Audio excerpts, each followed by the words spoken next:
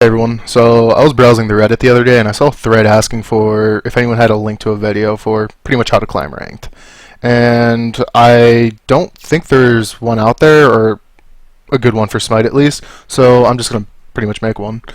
This video will be mostly tailored to jungle, but a lot of these concepts you can take and apply them to other roles.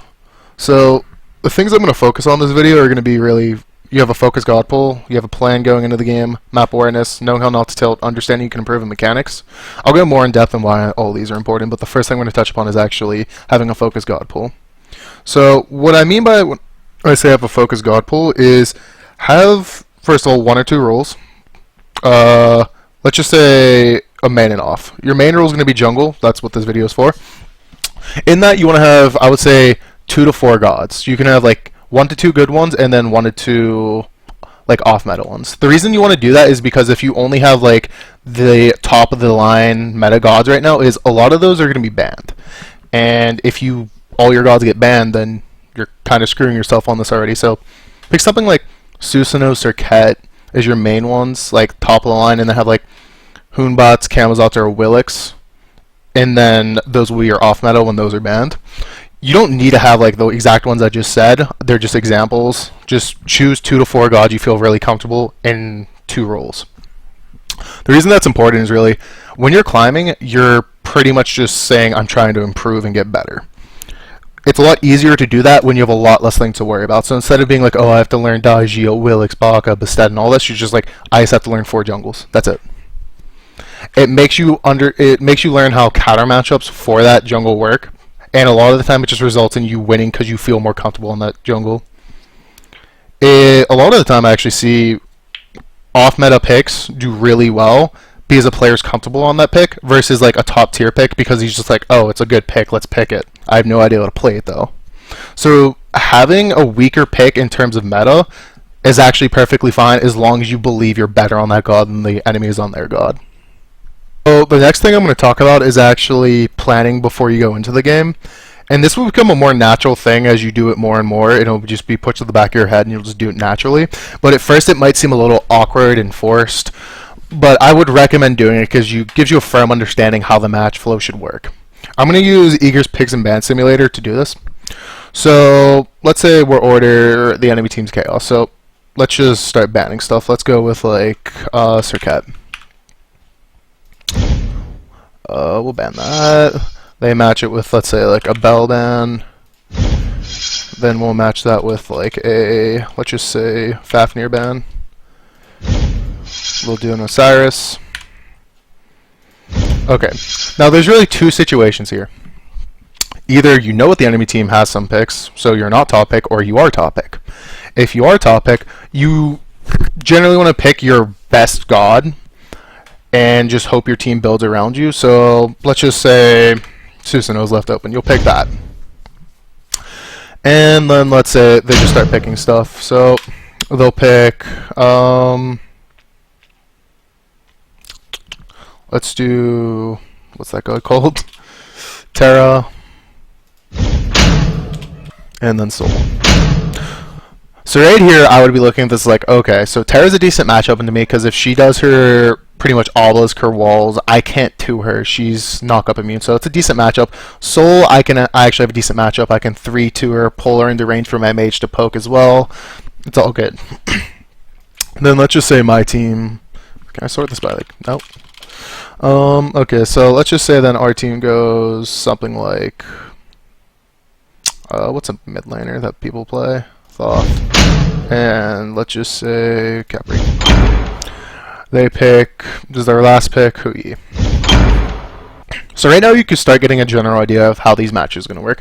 So Hui has a bit of a delay to his jump. That means I can actually pull him when it startup animation. So I am right off the bat, I know Duo is a pretty good gank spot, depending on what my ADC picks. Mid is definitely a good gank spot because Thoth can poke naturally. It's Soul, he doesn't even need my setup. So if I come into the lane and Soul's already like 70%, we can probably just kill her. Okay, so then we ban, let's see, they have support, mid, ADC, they need jungle ban, so we'll just ban like Nem, and then we'll ban, oh, they banned Nem. Well, that was a misplay. Let's just say they fucked up and they ban them, I guess. We would ban, let's see, they need jungles. Okay, we'll ban them, they'll ban ADC, so then we'll go, let's just do Uller, because this is taking too long.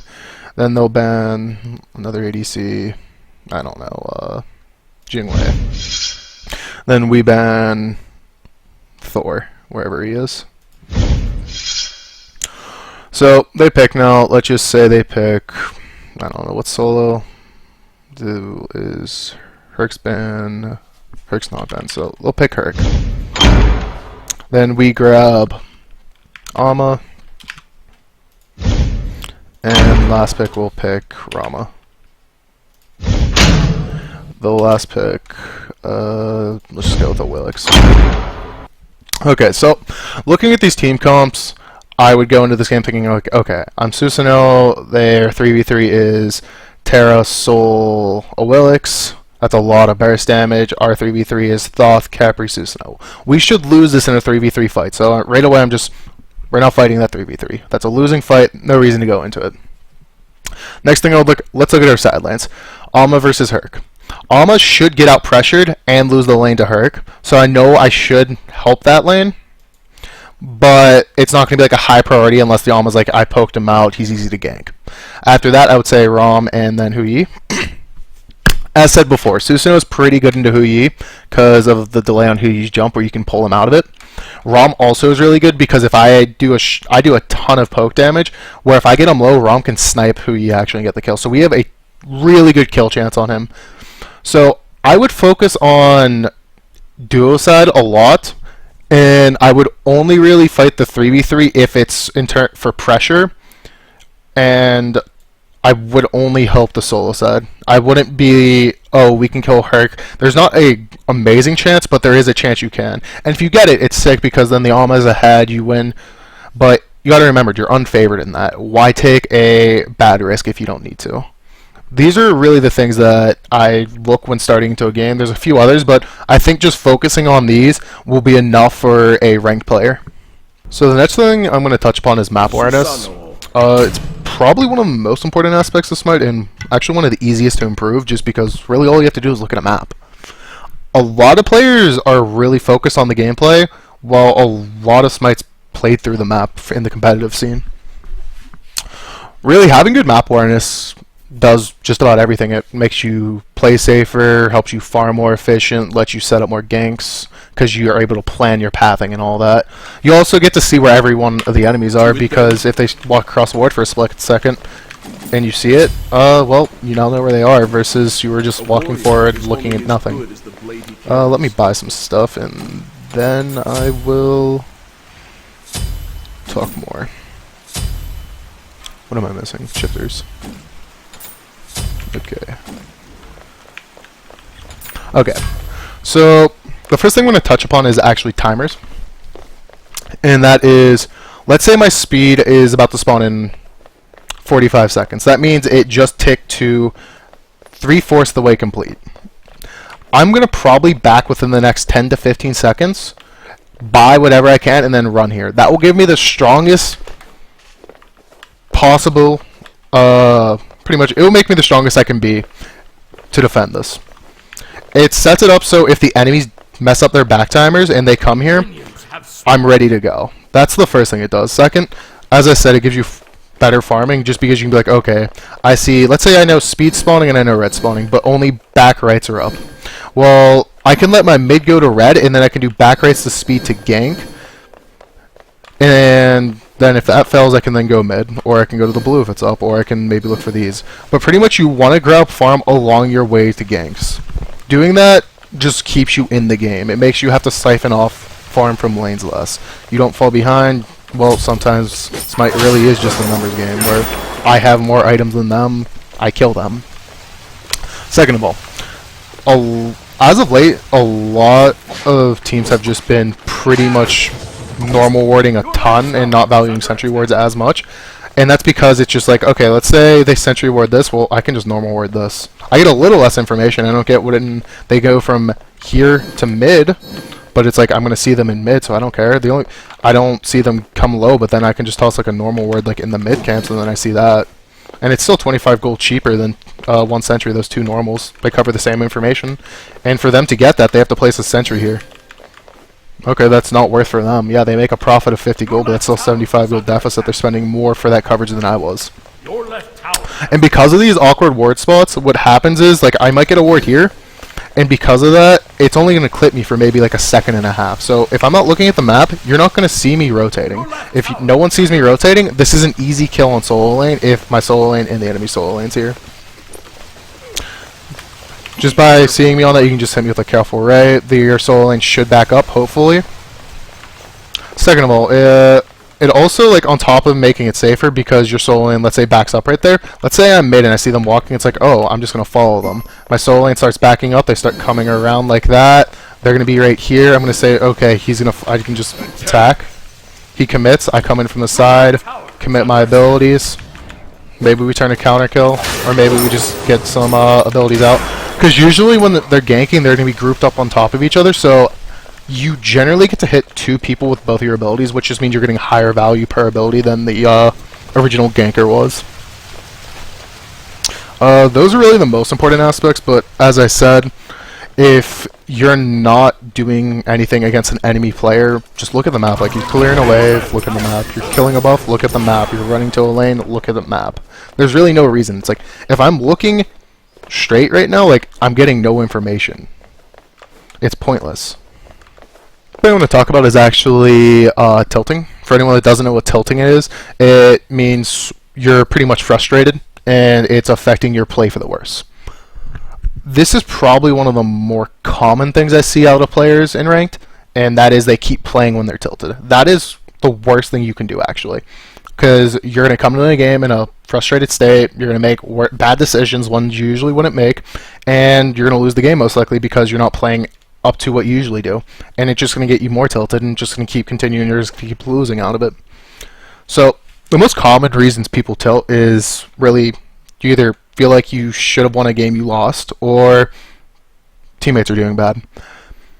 The only time I see people actually tilt off them from themselves doing bad is like pros and / really high-end ranked players, and that's actually, it's bad you're tilting, but it's the best reason to tilt because you know you can play better.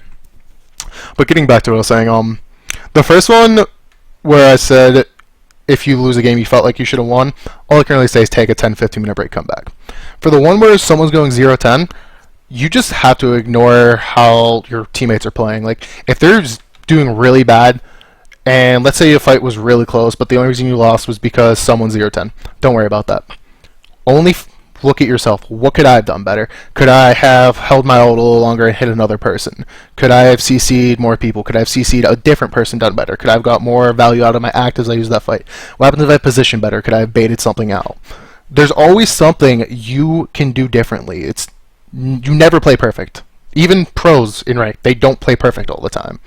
The last part, and these parts, it's not that they weren't like important to deserve their own, it's just like I couldn't go too much in detail because they're really simple. It's the first one's just going to be, a lot of people in Smite don't know how to play against pressure. It's as simple as that. They'll fight into a bad fight simply because you're in front of them. I've seen people in Diamond even do this. It's really bad. There's certain points it's as simple as this. Sometimes you can't fight them and sometimes they can't fight you, but a lot of players don't recognize that. So if you have that opportunity early and they do fight you and you snowball the entire game off of it, you can just get an easy win like that. So sometimes just picking Than because he's an early game god is a viable strat in ranked, because people will just run at you and you'll kill them. It's an easy way to snowball a game. It honestly can carry you till Diamond if you just do that. Other than that, I would say listen to a call even if it's not the most optimal call. So let's say someone says, let's do gold, even though there's 5 people on the map. It might just work out. And if you don't go, what's going to happen is 2 people on your team they're going to die, and then the enemy's going to get a free gold. Just taking the risk of, hey, we might be able to do this, versus, hey, we can't do this and you're going to die. Now, obviously, I'm not saying if they're saying, let's dive the Phoenix and get a kill and it's going to cost us 4, don't do that. But if it's a reasonable call, follow through with it, even if you don't believe it's the most optimal call. And I guess the last thing I can just say is the current top rank gods for this patch. I might start doing a rank tier list. Allied used to do it, and I think it was actually a pretty smart thing. So for hunters, I'm going to say the best ranked hunter is either going to be Cernunnos or Medusa. And the reason I think those two are the best ranked hunters are they have pressure, they have high burst, and they have a team fight ult. It's that simple. When you have those three combined, it's easy to get a lead, it's easy to rotate, it's easy to just team fight. Why make things harder on yourself? After that, I would say probably Soul. And the reason for that is Soul actually has okay pressure. It's not like it's amazing. It's 80 damage plus 70% scaling. But she's really close to an ADC, and ADCs are really good at carrying. Yeah, you can try like Scylla on that, but Scylla's too low pressure, and then a lot of like the other mages that are early game pressure fall off. Soul really doesn't. Soul probably has a decent early game and scales really well into late. After that, it's, let's say, support. It's Fafnir. That's just that simple. Fafnir is by far the best carry rank support, and it's because he does a ton of damage, he has a ton of CC, and he really just makes sure allies deal more damage than the enemy sometimes. If you're playing support, pick this god every game if he's not banned. He is so good in ranked. After that, I'll just say the three classic solos: Osiris, Herc, Bell. You could also include Robin. I think that would be fine. It's just because these gods get pressure. When ahead, they're unkillable pretty much. And they're really hard to fight if you don't have one of those four. Then jungle, I'm going to say, once again, Robin works fine. Susanoo is really good as well. Robin's good in jungle in rank because, as I said before, pressure sometimes just wins you games. Him being able to go Sunder, you can just one-shot him like first wave. Susanoo is really good in ranked because of the amount of mobility he has. Mobility is valued higher in ranked than probably competitive, and that's because you can burst someone that's mobile and their mobility doesn't matter, but you don't have that coordination in ranked. So just his mobility is annoying, and it's not like he lacks damage because of his mobility. His damage is insane, actually. He's super easy to gank with, super easy to fight, super hard to die with. It's just, he's a good god. It's that simple. Outside of that, guys, that's pretty much it. If you're interested in watching me stream, you can find me at twitch.tv/Skeledon. You can follow me on Twitter at twitter.com/Skeledon. Yeah, but that's it, guys. Have a good day.